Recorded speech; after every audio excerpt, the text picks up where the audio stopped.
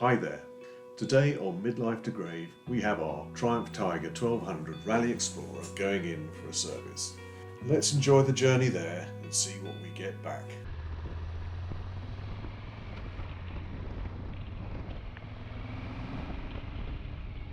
Well, good morning everyone.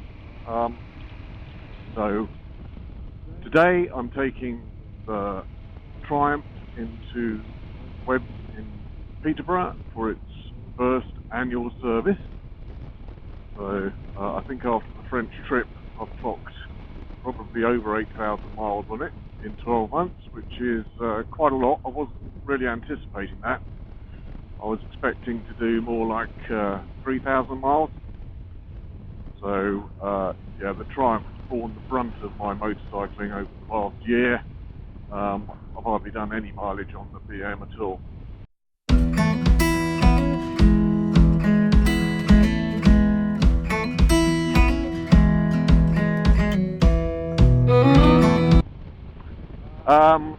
So I've cleaned the bike up after the French trip, so it looks reasonably sparkly, but I'm not the most fastidious cleaner.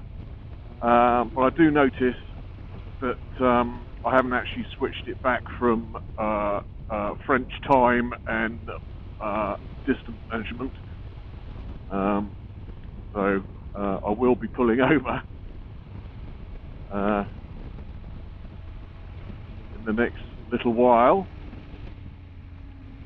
just to fix that. Schools are back, aren't they? Try dribbling up here before we otherwise attempt to go on the outside, see how far we get.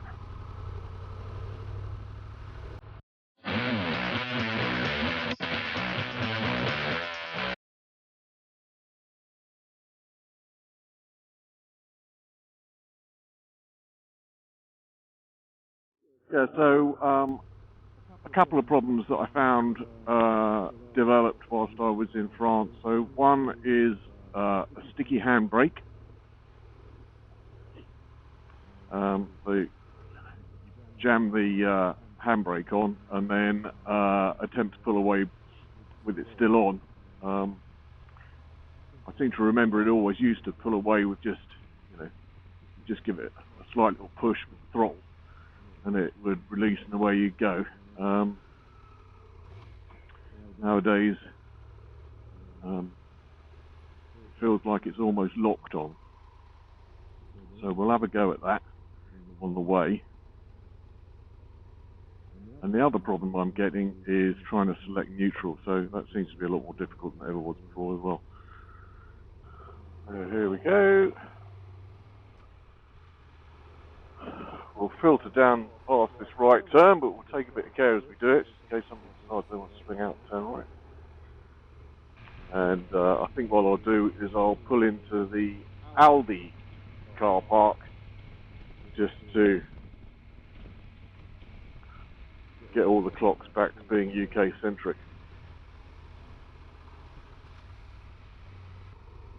Well, I guess we could try the handbrake here as well. Let's give that a go. Oh, here we go. Right, so let's give it 3,000. Oh, we're off. That was no problem whatsoever. So, odd. See if we can squeeze out past this vehicle here. Get on filtering down the way. Car's turning round.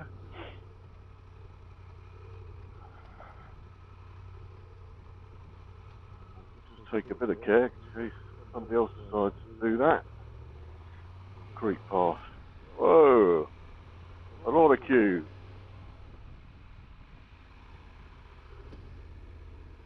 I think maybe we'll press on past Aldi and we'll get ourselves, or will we? No, I think Aldi's actually a good shout, so I will just pull into Aldi and get these clocks sorted.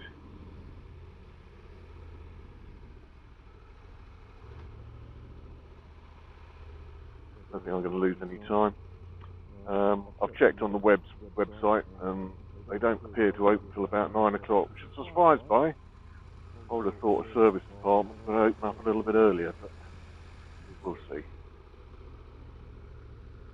guess if I'm not first there, then I'll just be waiting around a bit longer. Okay, right, so let's just turn around a little bit. There we go. Neutral, so let's try and work our way through the clocks to get this done. I guess we want settings, or I don't know actually. One settings there. Oops, there we go, motorcycle settings. Settings.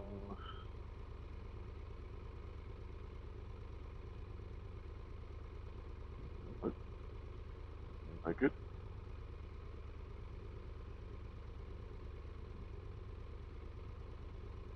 Right, okay, units. So a bit of that then. Distance we want in miles. Economy.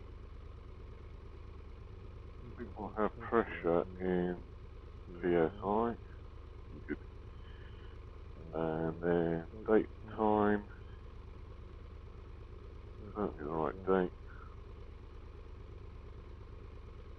Oops, wrong way.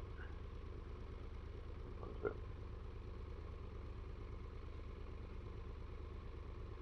There we go. That was easy. Rock and roll.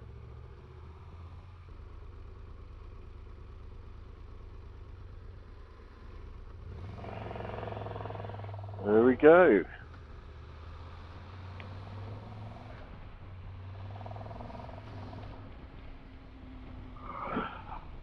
Always a bit tight here.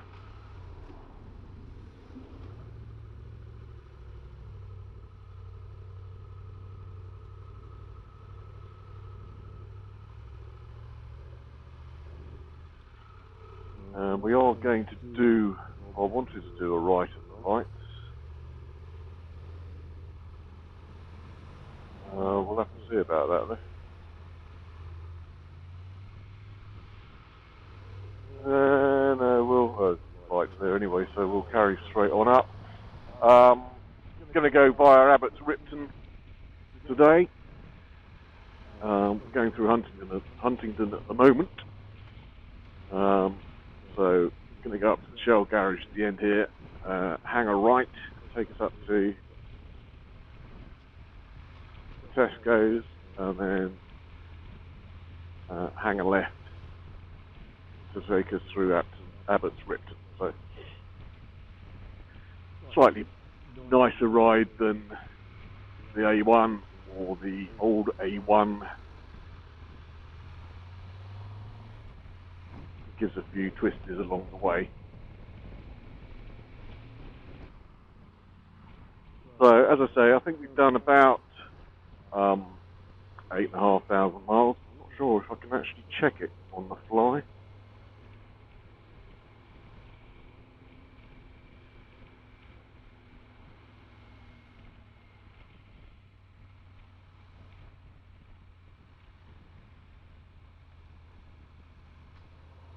Oh, cool. Yeah. Wow. Well, we've done. Well, we'll have done into the 9,000s by the end of the day. So that's a lot higher than I was expecting. Big numbers.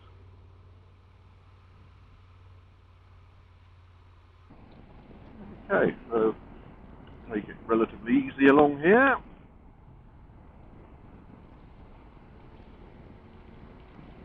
Enjoy the ride.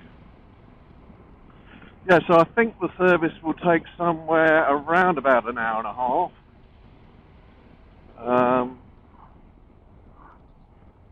I've had it done. Well, I've had the bike done obviously for its first service. They've got a little waiting area.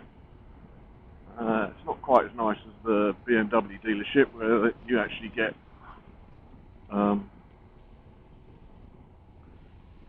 tea and coffee making facilities on hand, biscuits, and you get a bit of a bench that you can all sit around, and you get Wi-Fi access, so you can get your laptop out and you can do stuff rather than just staring at the walls for an hour and a half.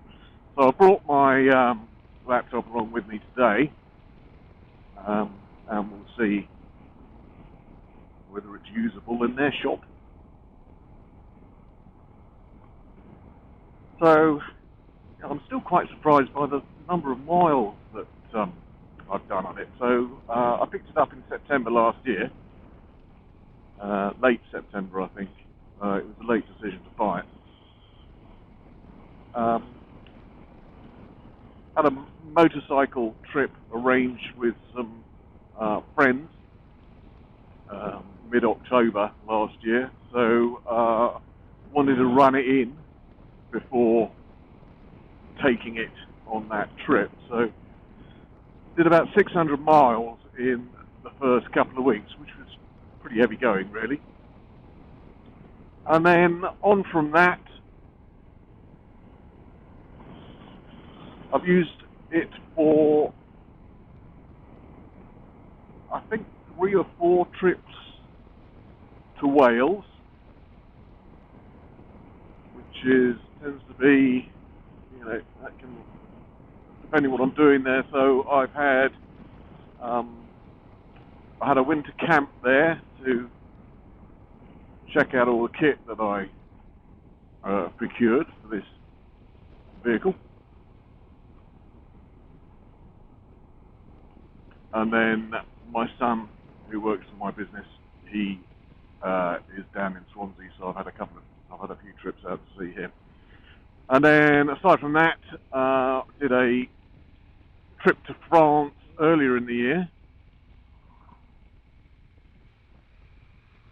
with some friends in northern France. So probably clocked up a couple of thousand there, I suppose, 1,500, I would think. And then obviously the French trip, which I've just been doing, which I would anticipate is probably, he's going to back in, which I would anticipate is going to be about 1,500 miles, or maybe more.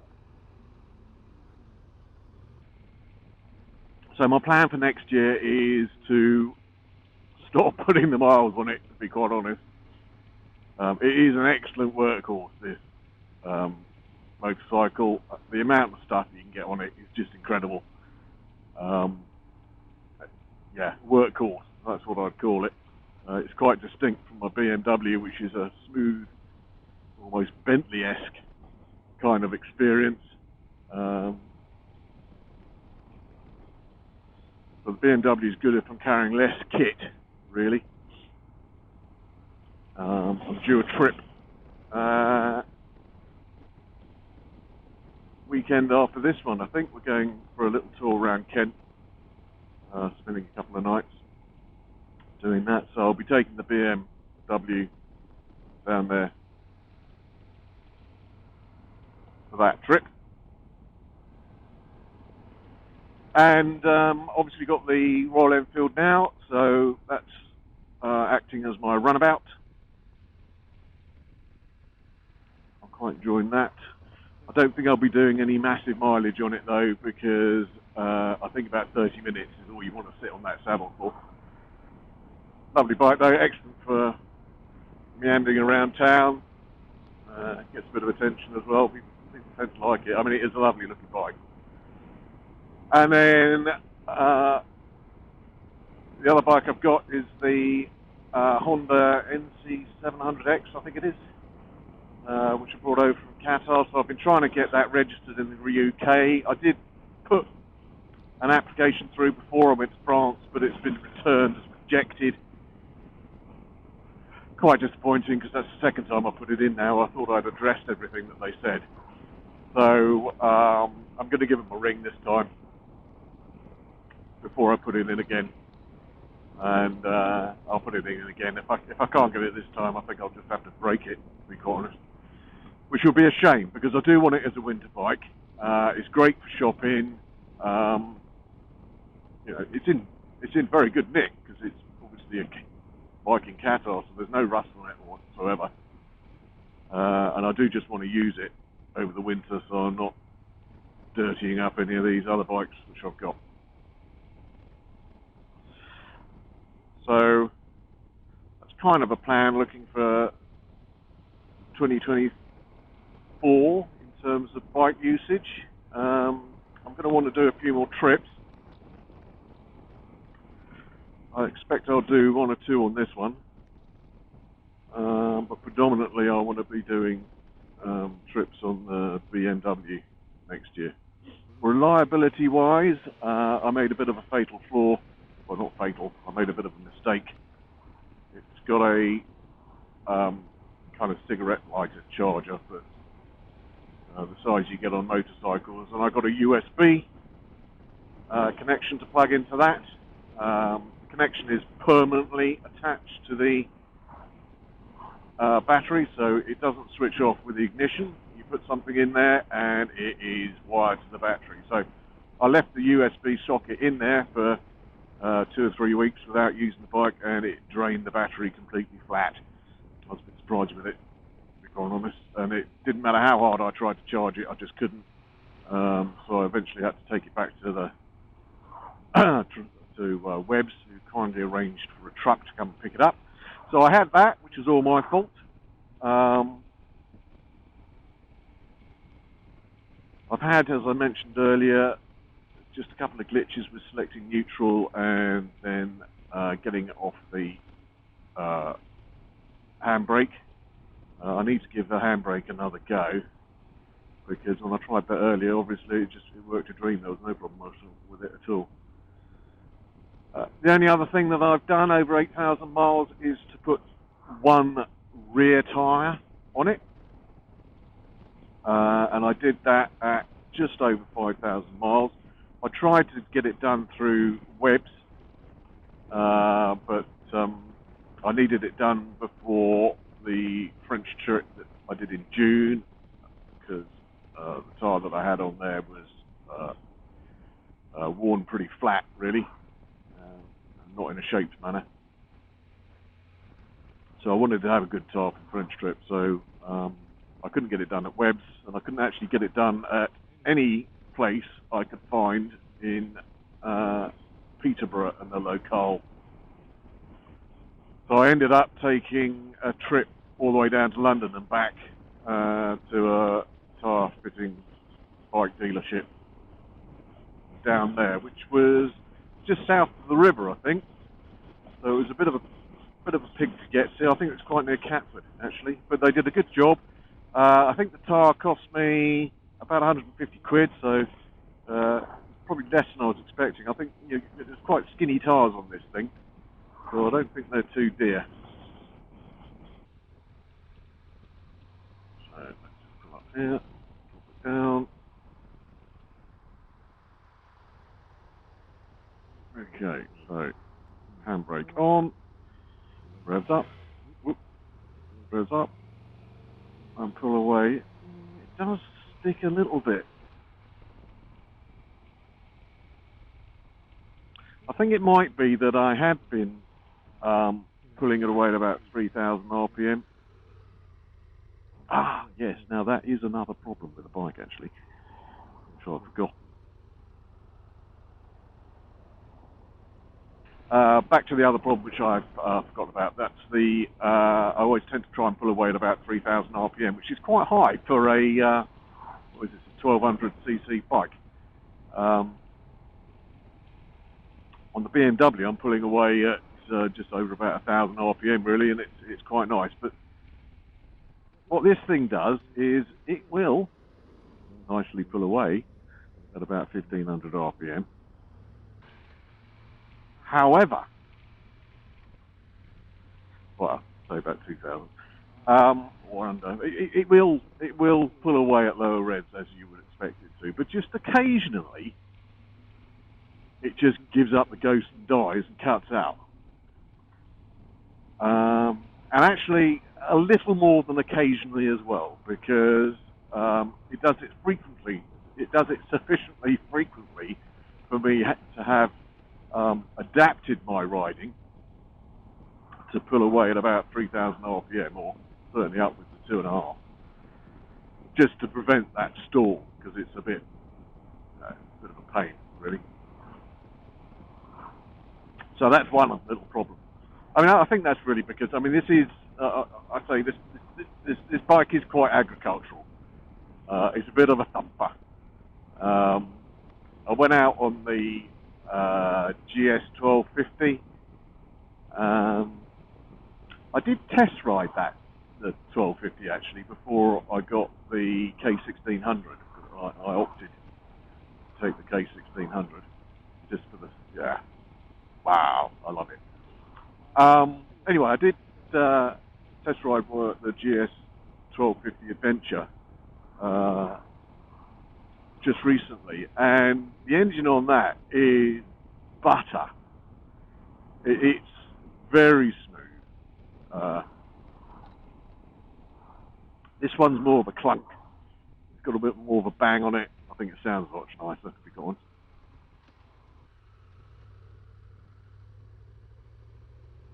Very smooth, yeah, very smooth. But what I did find on the bike is the seating position is way more compact. It's much closer to the seating position that you have on the K1600. So I can't really see a differential between getting the GS 1250 and getting the K1600, really, to be quite honest with you. Unless, of course, you're going to use the GS to go off-road, which is what it's made for, as is this, but I'm certainly not taking this off-road. If I fell over, I'd never be able to pick the thing up again.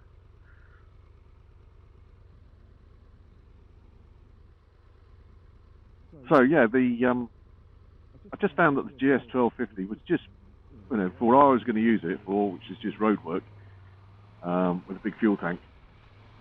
Its smoothness, its ergonomics, kind of ride that you got out of it, using it as a big tourer. Well, the K1600, that is a big tourer. It's built for it.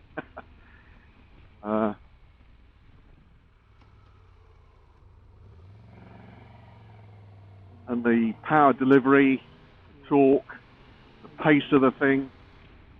Obviously, it's not a race bike, but it does that BMW K16. It does move. I just think it'd be a better option. I wouldn't really be able to reconcile having both a GS 1250 and the K16. Whereas I'm quite comfortable that I've got this Tiger and the K16 because I'm just going to use them for different things.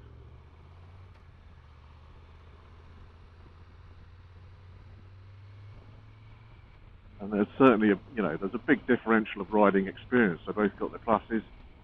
Like I say, I like this one. It's like a 4x4 in the bike world, really. This thing, like a Land Rover. I love it.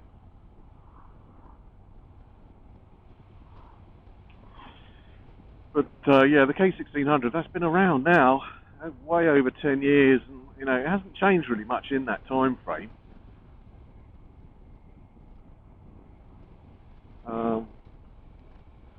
So at the moment, I think it's, from my perspective, it's pretty pointless upgrading one to get another one, really, because you're not really getting anything that much different from what you've already got. So what's the point? So I am just sort of sitting back and hoping that BMW will step in with another big tourer, or substantially change the existing one, but retain the marketing position of it. So, not, in terms of what it's trying to achieve, not too different from what it's trying to achieve now. And then I might consider getting, switching my one in for a new one. But certainly at the moment, I just can't see. I'm not going to do it just for a fancy screen. I'm really not.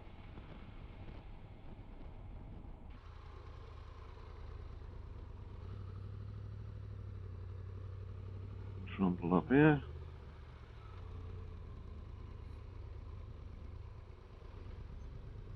Front of the bike here.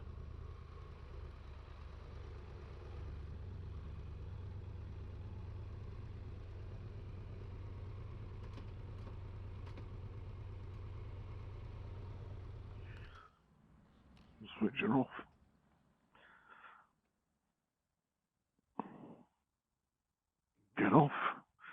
And then that's it until we get her back. So, see you later. Okay, so got my bike back. It was nice riding that Tiger Sprint, but ooh, this is much nicer. Oh yes, this is considerably more comfortable. Lovely soft seat.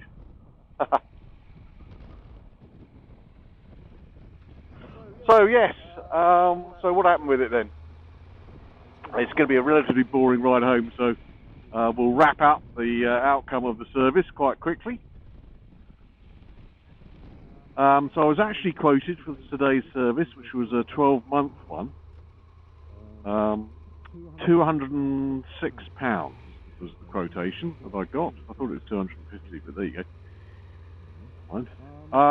So, as I discovered this morning, I've done pretty much 9,000 miles.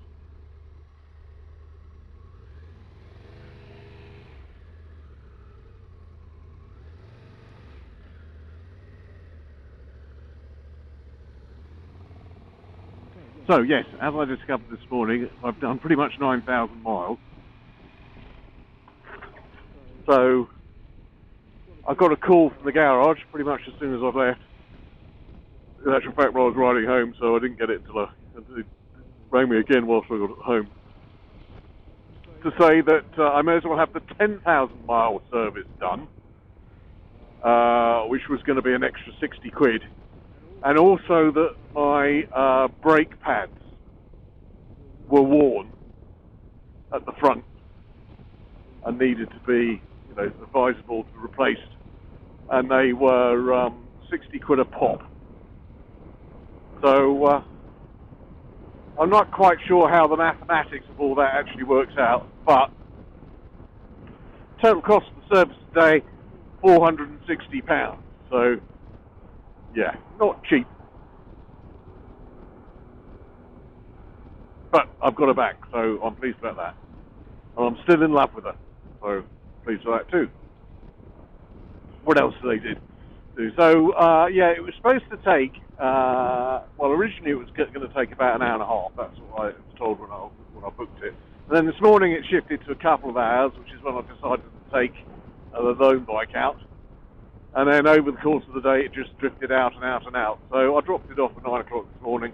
I've just picked it up at about 25 past 5 this afternoon. So they've had it all day. There were various software updates going onto the bike, which they said took a long time to put on. I've got no idea what the software updates are generally about, aside from Steve the mechanic told me this morning that there's been an upgrade to the suspension, so you can now raise it and lower it. So if the bike's a bit too high for you, you can drop it down. I might read up about that when I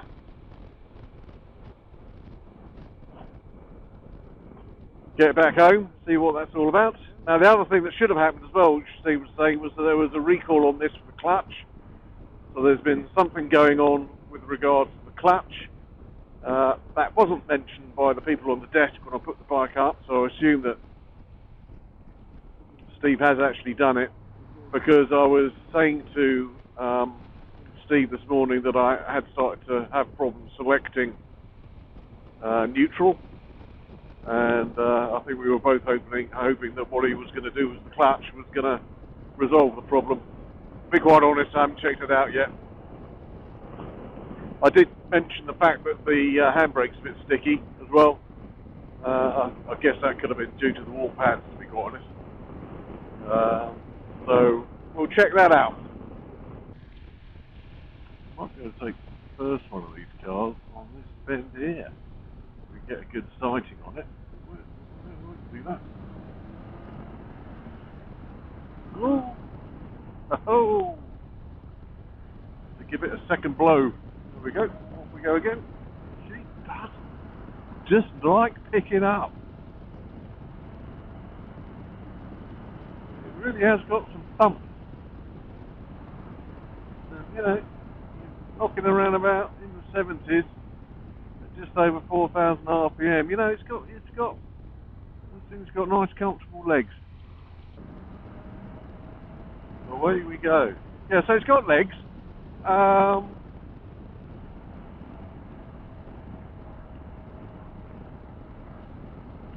I have had it upwards of 77 miles per hour, obviously. But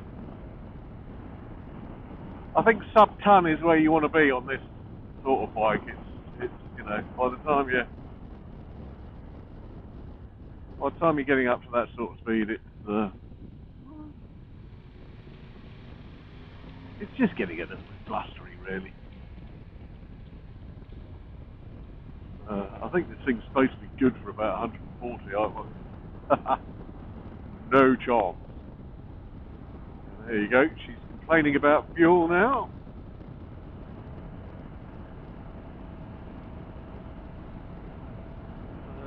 Yep, as I said, this is one of my favourite roads, and down here is a nice 90-degree bend, and you get quite a bit of visibility all across this bend. So I'm going to go for it today. It is, yeah, it's a nice open bend, that one, and obviously, as we've seen, there's a few of them along this road as well. Any problem with this particular one? So you can fly around this if you want, but there is a parking area with a wood just on the left hand or on the right hand side coming up, and I'm not sure if they've got a warning sign up for it or not, but this bend's reasonably okay. You get good visibility, and the next one, but the right hand bend that we're about to take in a moment, that has got a junction sat on it, and there is no warning sign. And there's the junction. Now that's the problem you get. The BMW just cuts across. Lethal. That one. Go around that too fast, you're taking your life in your own hands. Slightly dipping the throttle whilst I'm lifting my clutch foot, and that's from years of habit. I just can't seem to break it. You've got to keep that throttle open, and you get a smooth change. You dip it, you get a clunk. Unless, of course, you're going down gears, slowing down. That's the opposite way, obviously. Yep, I think I'd probably go off at that pace as well. He's obviously familiar with people flying around the other way. First time I've seen a vehicle come and turn off at that point, actually. Now, one of the things I've been a bit sort of down at heart about with regards to this bike is the exhaust pipes. They kind of go a crusty yellowy colour. And I've had, I've tried washing it off, obviously with no success whatsoever. I've had that, can't remember what you call it, that metal polish stuff. Used to use it as a kid to shine up all metal. It used to work really well. Comes in a kind of browny, blacky tube. Shame I can't remember what it is. But anyway, however, I've tried that on the pipes as well, and that has literally worked on every piece of metal I've ever come across in my life. But no, not on these pipes.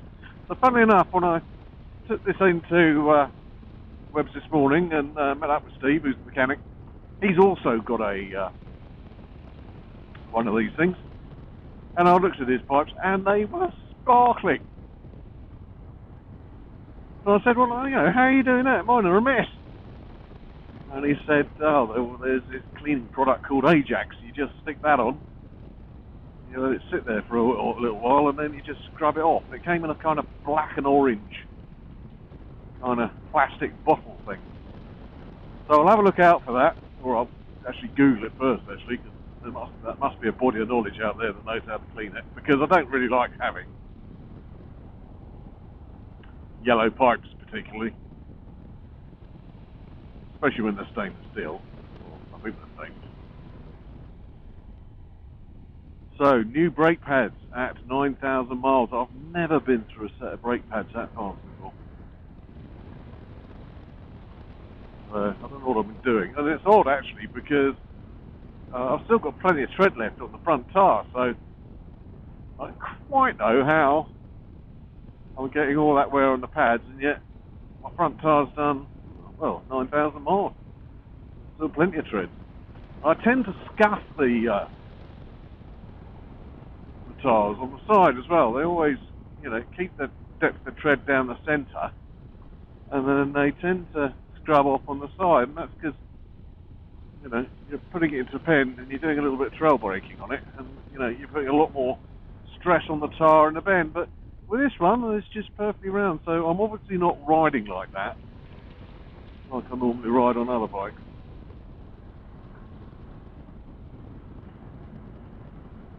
Talking about the BMW again, you end up with V-shaped tyres in the end on the front. I was quite impressed with Steve's tyre wear as well. His front had gone, and it had gone V. He said he'd had, those were the first set of tyres he'd had on them, so he'd just taken it to 9,000 miles as well. And his rear, perfectly round. So he clearly knows what he's doing. I always wear mine flat. Right, so we might as well get some Tesco fuel whilst we're here.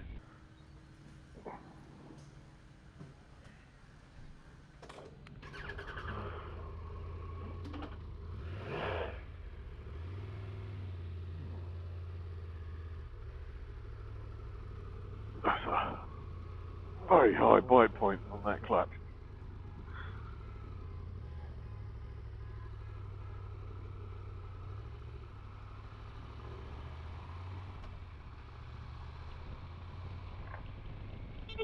Oops.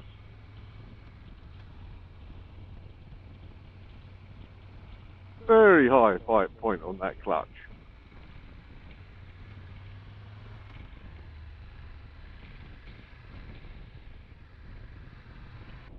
So into town, full tank. I guess we can check what mileage we got on here now, can't we? So we have done 9,013 miles. We're going to take care of the next mile. If we get to 14. Ooh. Next service is in 9,976 miles, or October 24. I think I want to do no more than probably 2,500 miles on this bike this year. That's the target.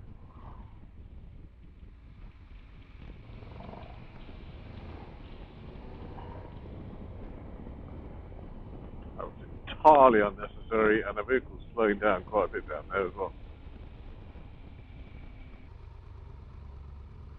Ooh, right, we can check out the